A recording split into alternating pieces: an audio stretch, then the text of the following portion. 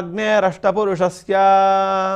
ఈ విధంగా సూర్యుడికి సంబంధించినటువంటి విషయాన్ని ఇంతటితో పూర్తి చేసి ఇటుపైన అగ్నులకు సంబంధించినటువంటి విషయాలని చెప్పడానికి ప్రారంభిస్తోంది శృతి. అథాగ్నేరష్టపురుషస్య తస్యైషా భవతి. ఆ అగ్నికి సంబంధించినటువంటి మంత్రము ఈ విధంగా కనబడుతోంది. అగ్ని యొక్క గొప్పతనాన్ని, అగ్ని యొక్క మహిమను తెలిపేటటువంటి మంత్రము ఈ విధంగా ఉన్నది.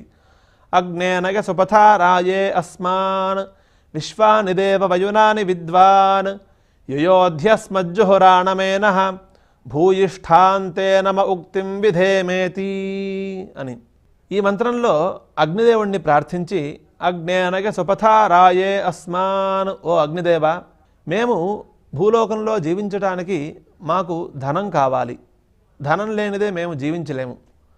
ధనం లేనిదే మాకు ఆహార పదార్థాలు లభించవు, కట్టుకోవటానికి వస్త్రాలు లభించవు, ఉండటానికి ఇల్లు లభించదు.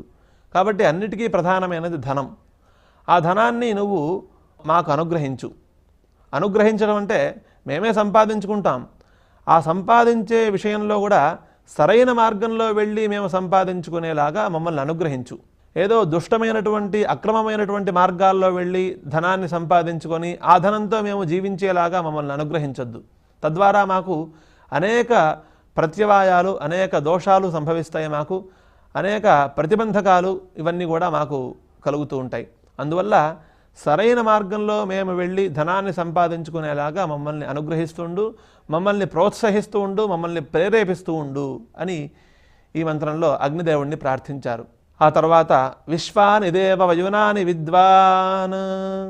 ఎందుకు ఇంతమంది దేవతలు ఉన్నప్పటికీ కూడా అగ్నిదేవుణ్ణి మాత్రమే సంబోధించి ఈ విషయాన్ని ప్రార్థించారు అనంటే, విశ్వానిదేవ వయునాని విద్వాన్. ఆ అగ్నిదేవుడు సమస్త మార్గాలు తెలిసినవాడు.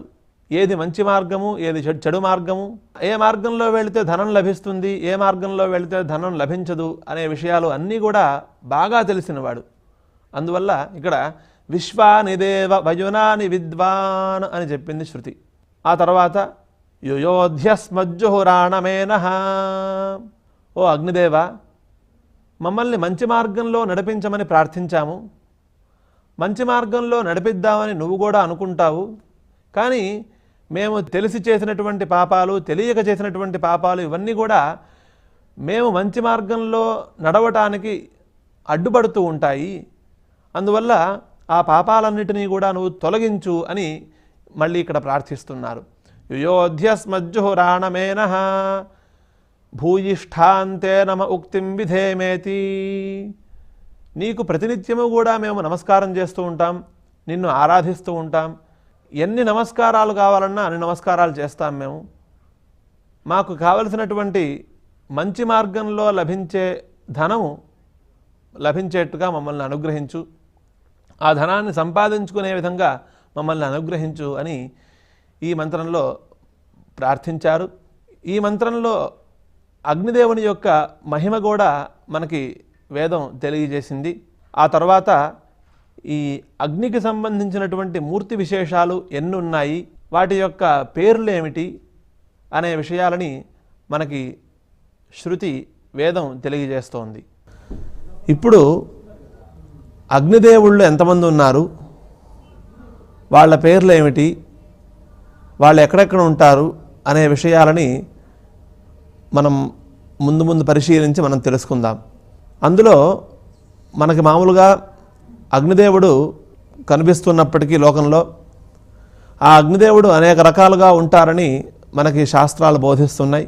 యజ్ఞయాగాది కర్మానుష్ఠానాల్లో మనం పరిశీలించినట్లయితే ఆహవనీయము, దక్షిణాగ్ని, గార్హపత్యము, సభ్యము, ఆవసత్యము ఇలా ఈ పేర్లతో వ్యవహరింపబడేటటువంటి అగ్నులు మనకి కనిపిస్తారు. అలానే ఇంకా సోమయాగము, ఉత్తరత్ర ఉత్తమమైనటువంటి యజ్ఞాలలో మనం పరిశీలించినట్లయితే ఇంకా అనేకమైన అగ్నులు కనిపిస్తారు.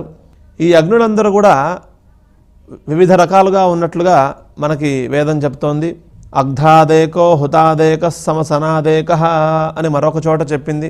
మనం ఈ అరుణ మంత్రార్థ ప్రారంభంలో కూడా అపాశ్న్యుష్ణ్యం అపారక్ష, అపాశ్న్యుష్ణ్యం అపారఘం అని ఆ అగ్నిదేవుడి గురించిన విషయాలు మనం తెలుసుకున్నాం.